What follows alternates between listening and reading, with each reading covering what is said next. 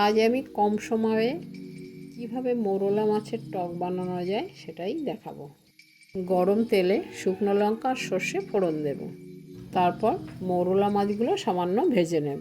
এবার পাকা তেঁতুল জলের মধ্যে গুলে নেব। তারপর জলটা ছেঁকে কড়াইতে দিয়ে দেব। জলটা পরিমাণ মতো দিতে হবে। মাছটা জলের মধ্যে ডুবে থাকবে।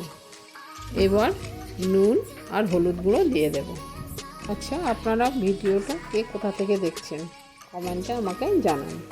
এবার ছোট করে কেটে রাখা টমেটোগুলো দিয়ে দেব। আমি এতে একটা টমেটো ব্যবহার করেছি। এতে স্বাদ মতো চিনি দেব। তারপর ধনেপাতা কুচিয়ে দিয়ে দেব। এই টকটার সাথে ধনেপাতার সেন্ট খুবই ভালো লাগবে। এরপর শুকনো কড়াইতে পাঁচফোড়ন ভেজে গুঁড়িয়ে নেব। নামানোর আগে গুঁড়ো করা পাঁচফোড়নটা ওতে ছড়িয়ে দেব। হয়ে গেল মৌরলা রম্বল, টক টক মিষ্টি মিষ্টি। ভিডিওটা ভালো লাগলে আমার পেজটাকে ফলো করে দেবেন।